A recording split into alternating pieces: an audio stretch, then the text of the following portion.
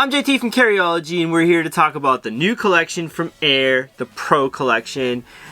What sets these bags apart? Well, they're eco-friendly, blue sign approved, and very, very nice to use. So without further ado, let's get into it.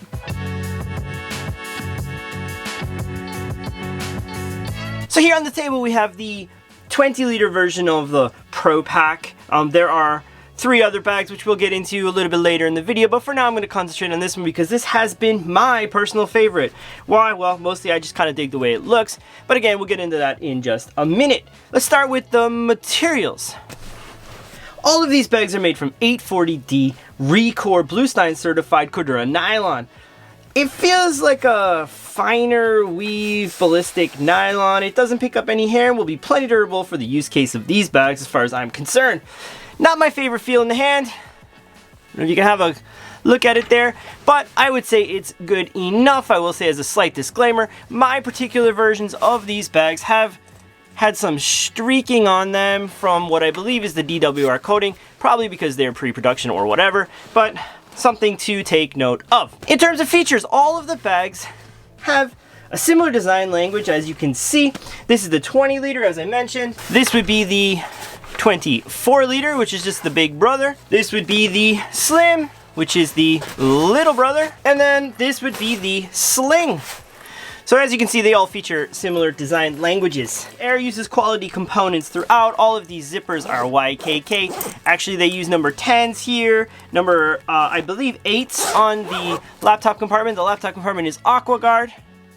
The 20-liter and the 24-liter version both have that laptop compartment. I switched out my zipper pulls here for some orange ones. These are from the Carryology collab. Normally they'd all be black like this. The plastic hardware is all Duraflex, high quality. As you'd expect from AER, there is a Fidlock sternum strap on these guys.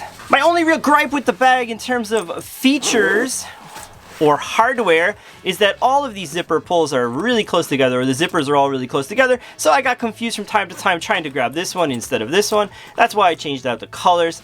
If it's super easy to do, so not a huge complaint, but something to keep note of. On that very note, sometimes if the zipper of this guy is hanging like this, it can get actually in the way and caught from this main compartment zipper closing. AER, I think that's something that needs to be addressed, maybe needs to be a bit farther out, or this zipper pull needs to be changed slightly. The bag has 2 quick access pockets. Everything I say about this one will also apply to the 24-liter. There is one here which AER calls their valet pocket. Has 2 internal pockets here and then one kind of slip pocket back there, which is big enough for something probably like an iPad mini. Quick access up front here, which would be like your admin panel, goes down to about here, and it features inside the zipper pocket you can find an AER tag holder thing. There's also one in the same spot on the 24-liter. Haven't found one on the other bags. I'm sure there's probably one hiding somewhere. Place for your pen, kind of something else, and then a little elasticy guy there. The laptop compartment is suspended and separate from the rest of the bag on both the 20 and 24-liter. You can see it goes here. There's a slip pocket in the front, and yeah, it does not go all the way down to the bottom.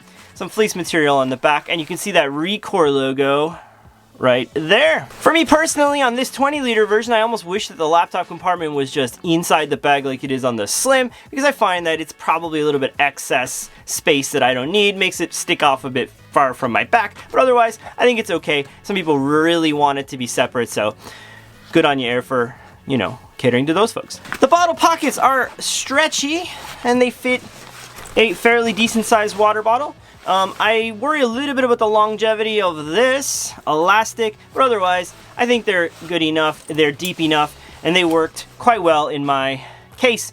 And as you can see, the bag stands up perfectly fine. So if we get into the main, it opens a clamshell like this. And not a whole lot going on in here. There is one zippered pocket up here. You can see that is the inside of that front thing there. And just some empty space. I've got like my pouches in here, and there's a slip pocket in the back, and that is the inside of that valet pocket up top. I'm gonna get this guy out of the way and let's talk about the Slim and the Sling. Here's the Sling, the Slim. The Slim is, well, it's slim. You can see compared to the 20-liter.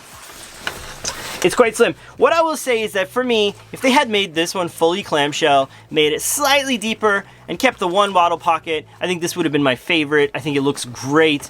It's a kind of classy look for this type of bag, and I definitely don't need my laptop to be on the outside, and I didn't really find myself using that valet pocket, aside from the fact that I need to test it. This is the same laptop compartment that you find on the inside of the back of that one. It just happens to be here. They could have probably put one mesh pocket here or that same zippered pocket that's on the inside. As you can see, doesn't open fully, just opens something like that. Number 10 YKK, materials, build, all the same. Otherwise, nice bag, but I do wish it was fully clamshell. The Sling is ironically probably the part of this whole series that I'll end up using the most, and I'm gonna use it mostly as a pouch. You can see it on clips here from the side. A decent amount of organization. There's a pocket in the back here, and a decent amount of organization on the inside. You can see, so there's a mesh pocket here. There are two mesh guys here, one slip pocket, and then a place where you can put something like an iPad mini, I'm told.